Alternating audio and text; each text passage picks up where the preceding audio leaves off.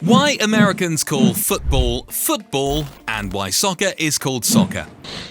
This sport is known as football in Europe, China, Japan, Russia, Africa and practically the whole world except for the USA. In this country, the sport where a ball is kicked and the only one who can touch it with his hands is the goalkeeper is called soccer, while football is the sport that in the rest of the world is known as American football. But why do Americans call football football and not soccer? What is the reason for this difference? In this video, we'll explain it. Let's get started. Sport in its various forms is a cultural manifestation that reflects the evolution of societies over time. In this context, two sports disciplines, football, known in the United States as soccer, and American football, known in the United States as only football, have captured the imagination of millions of people around the world. Although they share a similar name, they are profoundly different sports regarding rules, history, and culture. Both sports have their origins in the sport known as rugby. Rugby played a crucial role in the evolution of American football and soccer, although its influence manifested in different ways in each sport.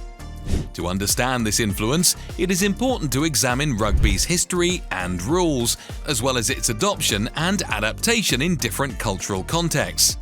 Rugby, like soccer, has its roots in England. Legend has it that in 1823, during a football or soccer match at rugby school, a student named William Webb Ellis took the ball in his hands and ran towards the opponent's goal line. Although this story is more myth than fact, it illustrates how the rules of the ball game were constantly evolving at that time. Rugby was formalised as a sport with its own rules in 1871 when the Rugby Football Union, or RFU, was founded. Rugby rules allowed players to use their hands to carry the ball and tackle, clearly differentiating itself from football, soccer, which prohibited using hands except for the goalkeeper and emphasised using the feet to handle the ball. American football evolved directly from the rules of rugby, especially in its early stages at American universities.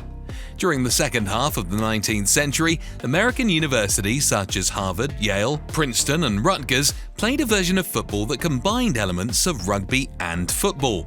In 1876, the Intercollegiate Football Association, IFA, was founded by universities that wanted to formalize football rules in the United States. Rugby heavily influenced these rules, allowing the use of hands and tackles. However, American football soon began to diverge from rugby thanks to innovations introduced by figures such as Walter Camp. Walter Camp, known as the father of American football, was instrumental in creating critical features of the sport, such as the line of scrimmage, the down system, and the concept of the snap to initiate plays. These modifications further differentiated American football from rugby, creating a unique sport with its own identity and rules. Rugby's influence was much more direct on American football, while on soccer it was somewhat indirect but very significant in the early history of both sports. During the first half of the 19th century, there was no clear distinction between the rules of football and rugby. British schools and universities played variations of the game with different rules, some allowing the use of hands and some not. The need to unify the game's rules led to the formation of the Football Association, FA, in 1863. During FA meetings, there was discussion about whether using hands to carry the ball would be allowed. The issue proved to be a point of contention, and eventually the decision was made to ban the use of hands, cementing the rules of football, soccer, as we know it today.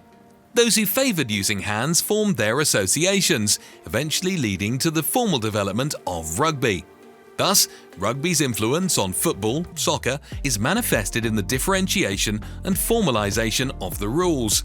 By opting for rules that excluded the use of hands, football, soccer, established a clear and distinct identity, separating itself from rugby variants, American football, and other ball games of the time. The evolution of football, soccer. Since its humble beginnings, football has undergone numerous changes. In its earliest version, teams could have up to 20 players. However, with the establishment of FA rules, the number of players was standardized at 11 per team. The ball has also evolved. The first footballs were made from inflated pig bladders and covered in leather. Today they are made from synthetic materials that improve their durability and performance. The playing field has also changed. Originally, fields had no fixed dimensions and could vary considerably. Today, a professional football field is 105 meters long by 68 meters wide.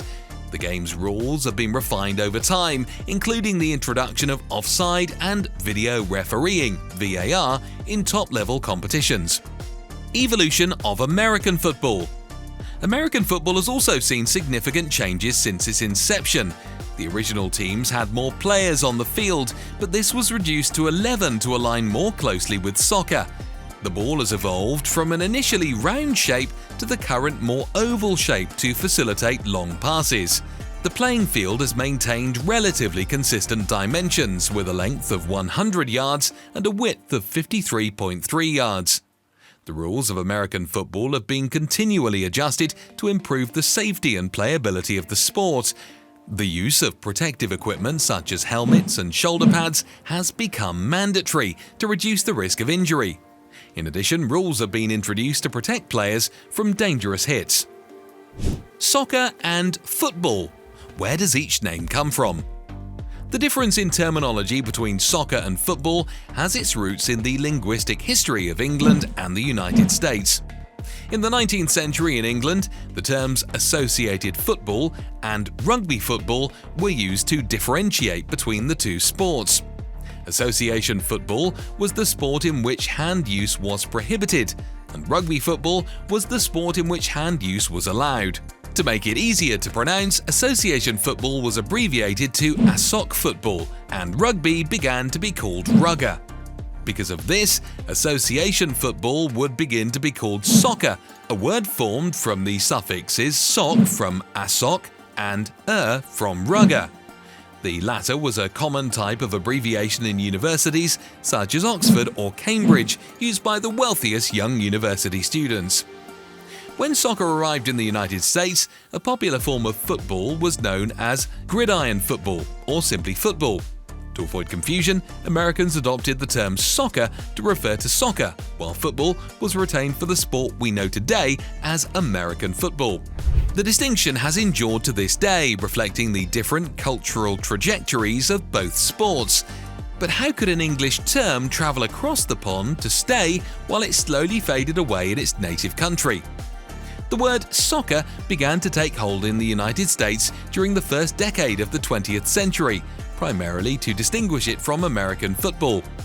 While soccer was a well-known word in England, it was barely used until World War II. As with blues music records, American soldiers reintroduced a word they had created to Europe.